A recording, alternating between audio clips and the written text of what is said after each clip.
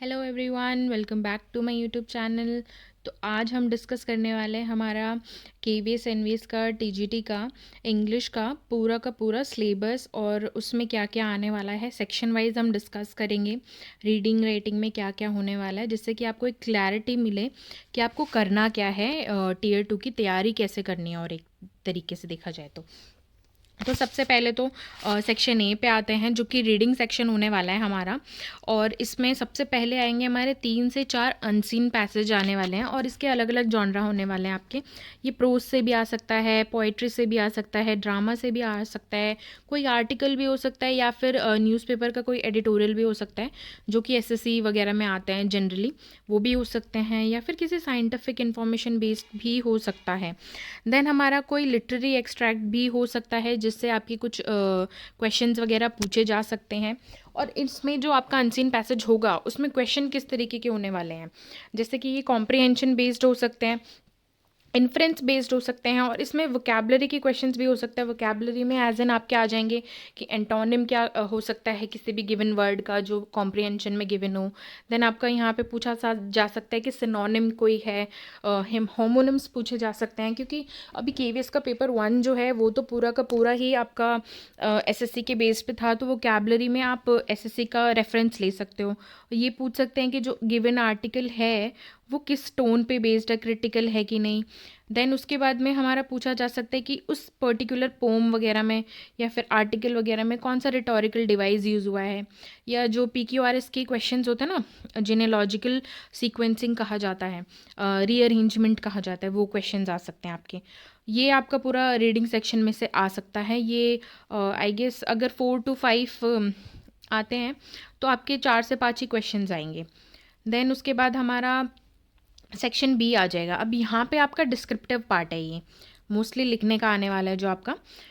जैसे फर्स्ट इसमें भी 2 पार्ट्स है। पहला तो है कि फंक्शनल राइटिंग जो होगी वो क्या होगी। यहाँ पे फॉर्मल और इनफॉर्मल लेटर्स आ सकते हैं आपके, जैसे बिजनेस लेटर्स होते हैं, जॉब एप्लीकेशन लेटर्स आ सकते हैं, और लेटर टू एडिटर बहुत फेमस है, आपको पता ही है। लेटर टू एडिटर तो हर जगह आ ही जाता है। देन कंप्लेंट लेटर्स भी इंपॉर्टेंट है, और यहाँ इनफॉर्मल में आ जाएगा आपका पर्सनल लेटर्स, कोई भी हो सकते हैं। देन रिपोर्ट राइटिंग हो सकती है बैक डेट में जाके जो हमें करनी होती है। अब इसमें क्या हो सकता है, रिपोर्ट राइटिंग के कुछ इन्होंने जॉनरा दिए हुए हैं। पहला तो दिया हुआ है कि कोई इवेंट हुआ है, उसका आप पूरा का पूरा डिस्क्रिप्शन दे रहे हो उस रिपोर्ट राइटिंग में, या फिर जैसे आप न्यूज़पेपर पढ़ रहे होगे डेली, तो उस न्यूज़पेपर में कोई रिपोर्ट्स जैसे आती हैं उसकी रिपोर्ट के बारे में आ सकता है कि आपको न्यूज़पेपर के लिए एक रिपोर्ट लिखनी है। देन कोई एनालिटिकल रिपोर्ट आप लिख सकते हो।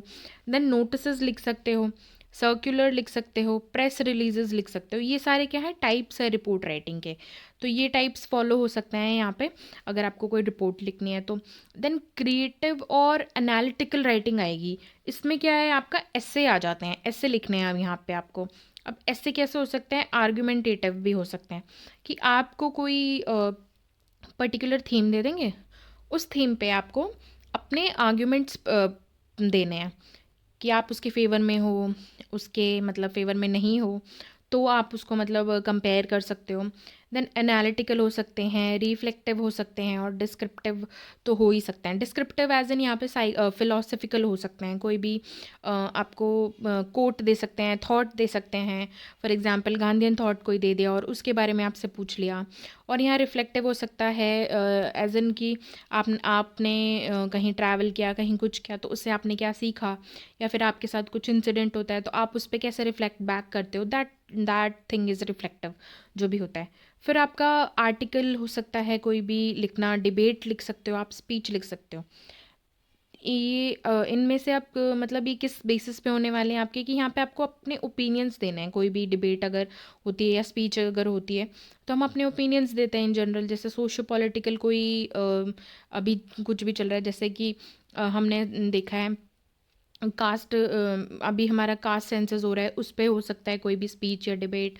और जैसे वोटिंग से रिलेटेड आप देख सकते हो कि काफ़ी सारे इसमें वोट चोरी वगैरह ये सब होते हैं, तो उससे रिलेटेड कोई आ सकता है। तो मतलब ऐसे करंट नेशनल अफेयर्स जैसे कुछ चल रहे हों, जो पॉलिटिक्स हमारे इम्पोर्टेंट हो, सोसाइटी से इम्पोर्टेंट हो, वो आ सकते हैं। इकोनॉमी से, जैसे इंडिया 4th लार्जेस्ट जीडीपी वाला नेशन बन गया है तो उससे रिलेटेड पूछा जा सकता है। एजुकेशनल इशू जैसे एनईपी 2020 आई तो उससे क्या क्या रिफॉर्म्स हुए, ऐसे क्वेश्चंस आ सकते हैं आपके। देन हमारा सेक्शन सी आता है, यहाँ पे ग्रामर के क्वेश्चंस आएंगे। अब ग्रामर के क्वेश्चन या तो ये आपके एमसीक्यू फॉर्म में हो सकते हैं या फिर ये आपके वन वर्ड फॉर्म्स में हो सकते हैं। अगर पार्ट्स ऑफ स्पीच आएंगे तो अब जैसे फर्स्ट है पार्ट्स ऑफ स्पीच, तो पार्ट्स ऑफ स्पीच तो इन जनरल आपका एमसीक्यू बेस्ड ही होने वाला होता है कि आपको पता लगाना है नाउन क्या है, प्रोनाउन कौन सा है, वर्ब कौन सा है, या फिर फॉर्म्स ऑफ वगैरह आ सकता है। लेकिन जहाँ पे सेंटेंस स्ट्रक्चर आ सकता है या तो यहाँ पे आपको वो चेंज करने के लिए भी दे सकता है पूरा, जैसे सीएपीएफ वगैरह एग्जाम्स में आता है कि ट्रांसफॉर्म द सेंटेंस पूरा आ सकता है। देन सब्जेक्ट वर्ब एग्रीमेंट आ सकता है। पैरेललिज्म के जो क्वेश्चंस होते हैं वो आ सकते हैं। सेंटेंस को करेक्ट करने के लिए आ सकता है, कनेक्टर सॉरी, कि अगर स्टार्टिंग में लगाओगे या बीच में लगा के कंजंक्शंस जो होते हैं और आपको सेंटेंस कनेक्ट करने हैं। और हमारा फिर टेंसेस आ सकते हैं, टेंसेस और उनकी यूज़। अब टेंसेस में आपका एक्टिव पैसिव जो हर ही कॉम्पिटिटिव एग्जाम्स में आता ही आता है। देन हमारा रिपोर्टेड स्पीच आ सकती है, क्लॉजेज आ सकते हैं, कौन सा क्लॉज है ये, अगर कोई सेंटेंस पर्टिकुलरली दिया है उसमें आ जाता है, ये हमारा प्री में भी था। एरर्स भी हमारे प्री में थे। Then there is proof reading, ये भी हमारा प्री में था ही। अब यहाँ पे क्या हो सकता है, थोड़ा कॉम्प्लेक्स आ सकता है, एज इन की सेंटेंसेस की लेंथ बढ़ा दी जाएगी और आपके एमसीक्यूज़ मतलब अगर दिए तो एमसीक्यूज़ में भी आपको सेंटेंसेस पूरे पूरे दे दें, या फिर आपका पूरा पैराग्राफ में से आपको ढूंढ के करने हो, ऐसे कर सकते हैं इसमें। ठीक है, बट क्योंकि ग्रामर इन जनरल यहाँ पे एमसीक्यू बेस्ड ही लग रहा है जो भी टॉपिक्स दिए हैं। देन हमारा देखते हैं सेक्शन डी क्या होगा। Section D is purely based on literature. अब यहाँ पे आपका फोकस लिटरेचर से होना चाहिए। अभी जैसे इसने पूरा ही सब कुछ ही कवर किया है तो इसने 3 पार्ट मतलब मेन वो दिए हुए हैं आपके। जैसे पहला तो दिया हुआ है कि ब्रिटिश लिटरेचर होना चाहिए, सेकंड दिया है इंडियन राइटिंग्स होनी चाहिए, और थर्ड दिया है वर्ल्ड लिटरेचर होना चाहिए।